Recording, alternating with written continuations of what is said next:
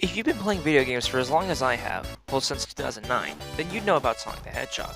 Sonic the Hedgehog is one of gaming's most iconic mascots, mainly because of his fast-paced gameplay and his amazing locations that he plays in. Not to mention most of his movesets, which consist nowadays of mainly just boosting or spin dashing and whatnot. Back then though, it was a completely different story.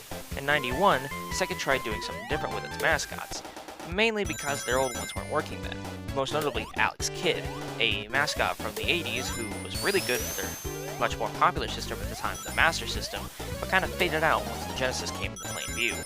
Mainly because of this idea, Sega decided to have a widespread company contest to see who can actually make one of the better mascots for the Genesis.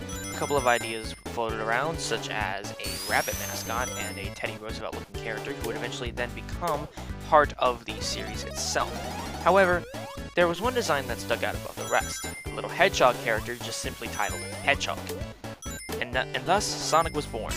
Eventually, they named him Mr. Needlemouse.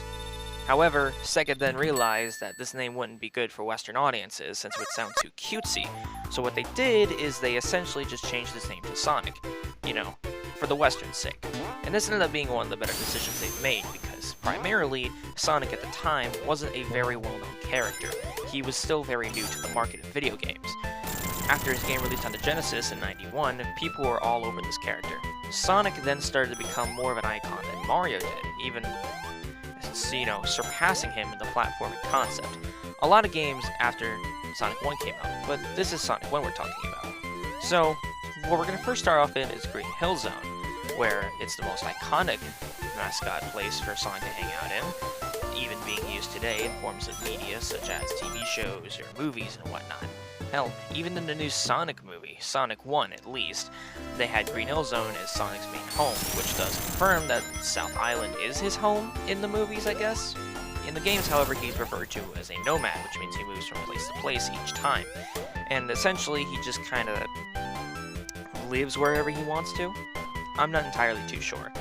But anyways, I skipped over Acts 2 of each zone because I figured it might be a little bit better if I just get over this stuff quickly. This is a 27-minute video after all, so yeah.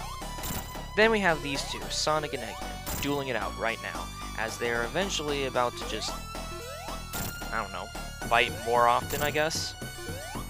Doesn't really seem too exciting. This is the most iconic boss in the games, and eventually they just kind of went with this for the rest of the time, even in Sonic Forces, where they had this boss, but with a chainsaw in it. I don't really know.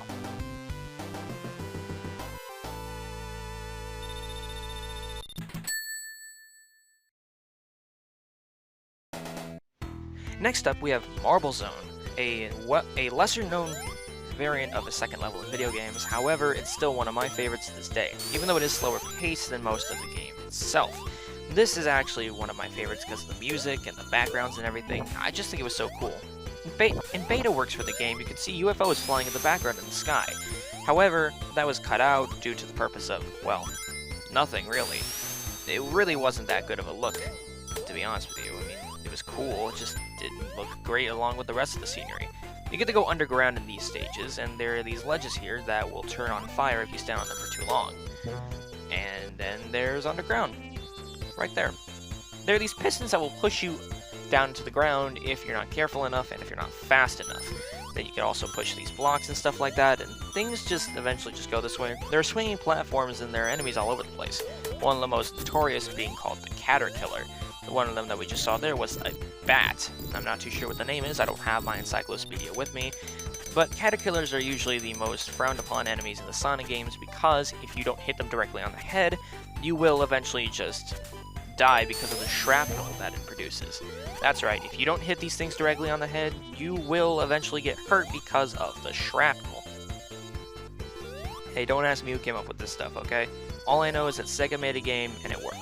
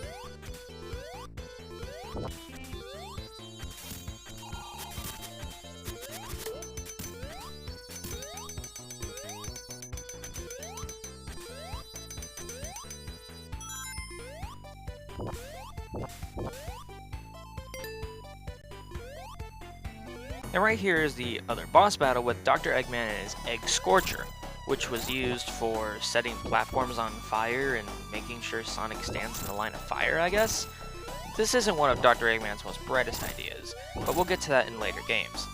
At this point, again, it just doesn't really seem too smart of him to do. See, he got beaten in like less than a few seconds. Like, come on, Eggman. You can definitely think of something better than that.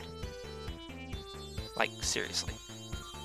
You can definitely think of something way better than that, than just setting a platform on fire and just letting him deal with it. Yeah, right, as if that's going to stop this blue blur. Next up, we have Spring Yard Zone, a level which is commonly, you know, famous for its cope signs and its CPU signs all over the place. Nobody knows why they're there. The CPU could be easily traced back to when Sega was trying to push its Master System, sorry, no, not Master System, Genesis system, with how much it could render a lot of things, such as high-definition graphics and all that. It was very popular at the time, and trust me when I say that it still even goes on today. There's even a lot of levels inspired by the works of Spring Yard Zone, and honestly, I just really enjoy the scenery here. It seems like a very cool place to hang out. The music's definitely awesome too. Most of the enemies here are just rollers that, when rolled up into a ball, they look like Sonic, but when unrolled, they just look like these weird bird creatures. You get these little half-pipes here with a bunch of spike balls on them, which allow for a lot of pain if you don't go through them correctly. In the mobile remaster, you could just run through this, but since this is the original game, you go a lot slower than what you're supposed to be. This gets fixed in Sonic 2, but we'll talk about that soon enough. Eventually, you just get to the end of the stage, and it's actually pretty fast to get through here. Yeah, this really isn't my footage, but I never really said it was either. I got this footage online. But yeah, this is genuinely one of the better zones I've played in Sonic by far. Honestly, this probably should just be left in as like, I don't know, some really cool Easter egg level in another Sonic game. Would be pretty interesting.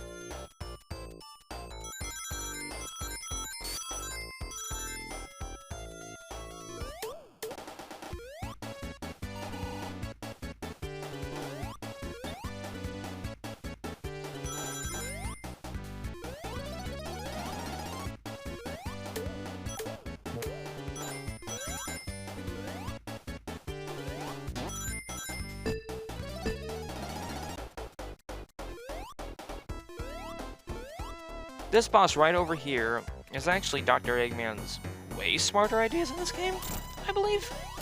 I'm not exactly too sure. Anyways, what Dr. Eggman does is he pulls this spike out from the bottom of his Eggmobile, and he eventually just tears the bricks out from underneath the ground, which gives you smaller platforms to work with. I will give it that. Very intriguing idea. However, he always just lowers himself down for you to hit him, and yeah. Doesn't really seem too smart in my opinion, whatsoever.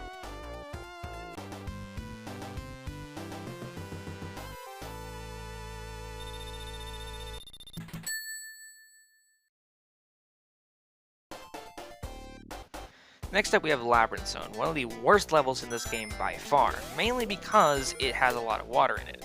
Now, when making this game, the creator, Takashi Iizuka, basically said that he didn't know that hedgehogs could swim, so he just kind of assumed that they weren't able to. When he found this fact out later out in the 2010s, he felt really flabbergasted about it, but then again, it was his, fault for not knowing this already, just kind of assuming. Anyways, you spend most of your time underwater in these stages, whereas in most of the other stages, you just spend most of your time above ground. Even in Marble Zone, where they had a lot of good opportunities to use water, they use lava, which instantly hurts you. It doesn't give you time to drown whatsoever. This is also one of the levels where you can hear the infamous drowning theme, the first ever appearance of this in any Sonic game ever. It was really, really weird to see, and to be completely honest with you, I'm not entirely too sure about this idea myself, but hey, it is what it is, I guess. Most of the enemies here revolve around things called choppers, which are essentially just fish that just come out of the ground to hurt you. Then you have these drill-nosed robots, which eventually just jump out at the ground when you get close to them. You'll be able to know it's them immediately with the drill nose and all, but sometimes players will get an unsuspecting scare. In my opinion, it's a really nice idea and it's very clever, but then again, it is kind of a dickish move. I'm sorry, but that's just kind of the way it is. Usually with these levels, there's a lot of puzzles involved. Like for this one here, you can't touch those spikes right there. However, you can touch, well, almost anything else. You can't touch the spikes, you can't get squashed, and you can't drown. Those spears there that are going up and down and protruding, yeah, you can't touch those either. You will eventually die. Now this wasn't the Sonic game where most of the elemental shields were introduced. I'm saving that for Sonic 3 Knuckles. So you couldn't have any possible way to get out of this situation unless you were extremely talented and extremely fast in underwater sections and levels. Yeah. Honestly, I don't know what the devs were thinking here. You also have these little sponge blocks that actually have an advantage that you can use. They're the ones that flow above the air, so you actually have more time to get some air bubbles. Or air, in that case, since you're no longer under the water. There are also these robots here that I really don't know the name of, but they are pretty much a pain to deal with. When you're trying to get through with a 6 Chaos Emerald run, yes, in this game there are 6 emeralds, not 7. Eventually what happens is you just get hit by one of those things and it's done, it's over with. Now usually I'm not one to judge based on the video game's water levels, however this is actually pretty much one of the worst levels I've played in the game so far. Because of how slow it is, you can't really do much of anything under here other than just pray to God that you don't die in this giant wasteland, and if you can collect enough air bubbles to live. Eventually you do make it out of a giant maze like Labyrinth, see what I did there? Yeah, and then you actually make it to the end of the zone. I'm pretty sure it makes sense to say this in the least, I guess. I'm not entirely too sure.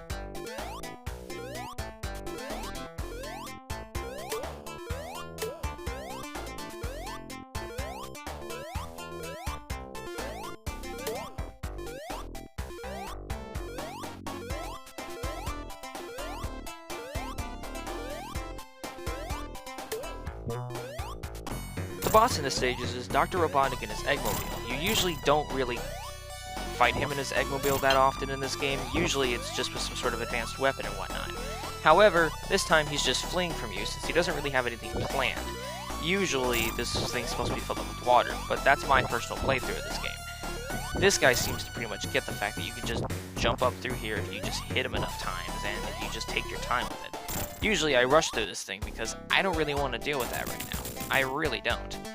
And then he eventually just makes it out, which I guess makes sense in the end of things. Kind of one of Dr. Eggman's smartest moves because he really just can't, you know, do anything in this situation. In the Master System game, he just pulls out some pellets. Now we have Starlight Zone. This is actually my favorite zone in the game because I absolutely love the music here.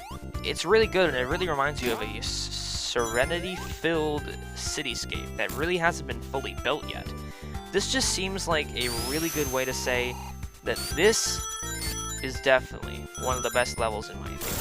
Green Hill Zone is good and all, it's a good first level, but nothing really compares up to, you know, when you first play through this level for the first time. When you hear that melody-filled tune in the air, it's just perfect. It really is.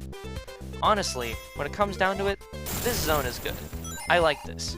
It has a lot of good platforms that you can just land on whenever you fall, and if you die, then it's okay. You know you're going to be able to get back up, because at least you learn which paths to take and which paths not to take. Taking risks isn't, you know, frowned upon in this game. You can actually find a lot of secrets if you just go through walls and stuff, or at least if you try to go through a wall. Acts 1 and 2 of this stage are pretty short in comparison to the rest because it's actually pretty easy to get through all together. There's not really much you have to do, you just kind of have to run for it, I guess. Like, it just seems natural and obvious. Like here, we're literally at the end of the stage already. And bam, it's done, it's over with.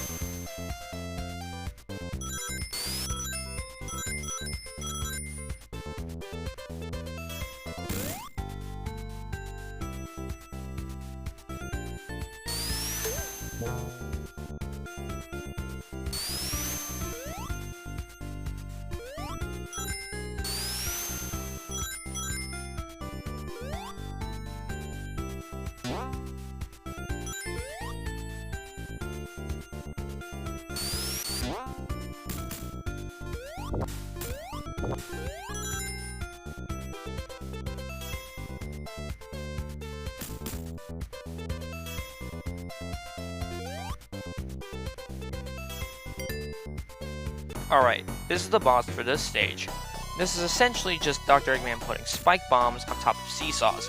What's supposed to happen is it's supposed to launch the bombs right up in the air back towards him, which seems like a really interesting idea. But then you realize that you can actually just cheat this whole level by essentially just waiting for Dr. Eggman to go over the bombs on a different seesaw, and then launching yourself up using the far right seesaw, which eventually does lead to you having, you know, some sort of advantage over him by jumping over him and hitting him repeatedly with your own body instead of the bombs.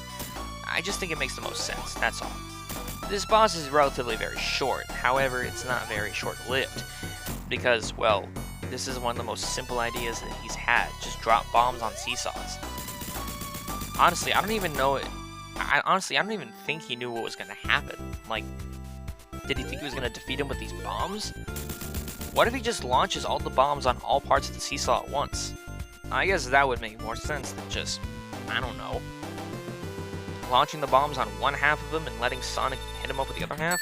That just makes no sense to me, that's all. Finally, we're on Scrap Brain Zone, the last traditional zone of the game. After this comes the final zone. This place is filled with a lot of robotic landscapes and stuff like that. This is a really, really big industrial-sized level. Get it? Industrial because, well, it's robotic and everything. Never mind. Basically, what this level is all about is essentially you just gotta get through this giant triathlon of everything you've learned thus far in the game. Learning how to get through the swings, learning how to jump over everything, learning how to just be patient for things. It makes a lot of sense. There are these fire things everywhere, and sometimes there are these little crusher things here that will hurt you if you don't move fast enough, which makes sense in the grand scheme of things, because this game is all about going fast. Now these buzzsaws are the worst thing to come in this game, because nobody really likes them. The caterpillars and the bombs make a return.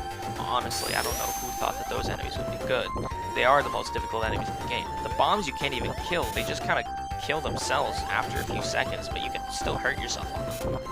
There are these little electrical spark things that just kind of allow you to just die on them. There are these little swing things here where if you stand on them for too long, they will flip over and you will fall down to your death.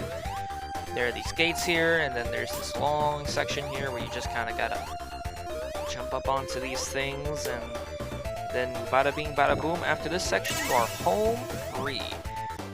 Yeah, this level takes a lot of skill to get through, especially all 3 acts. The 3rd act is just Labyrinth Zone, so I'm not going to be showing that. And then, finally, it's the final zone. This is where you can prove it all. You have to outsmart Dr. Eggman as he goes into these little tubes here, and you have to try to guess which one he's in. Each tube goes out 2 at a time, so you don't have to worry about him just showing up in a random tube out of nowhere. You could just hit him whenever you see him, or if you can get to him at least. Usually with this, Dr. Eggman's very smart in this case, because sometimes he'll show up on a tube that you weren't expecting him to go in, and then you'll be able to miss a hit. Then there are these electrical pulses here that just kind of kill you if you touch them, because in this level you have no rings. In this game, the ring system is more like if you have at least one, you can at least take 1 hit, which makes a lot of sense. Because, well, it seems more like this is used more as a lives production thing than an actual, well, currency that you can use. Unlike Mario, where if you get 100 coins, you can actually get 1 life, in this game, rings are more valuable than that, because they're your life force. If you get 100 of them, you can get an extra life, no doubt. But the counter doesn't just reset itself every time you get 100 rings like Mario does. What happens is it keeps counting up, and if you manage to get over 200 rings, you'd actually know about it. The boss is now defeated, and now we can finally defeat Dr. Eggman. He hops in his Eggmobile, and as he's running away, we can actually hit it or let it be. We hit it, and now he's crashing to his doom as we look back, you know, like the cool guys we are. And there you have it. There's a full review of Sonic the Hedgehog 1.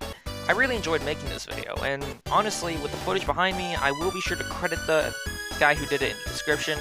I need to look him up. But anyways, yeah, Sonic the Hedgehog 1. Let's go.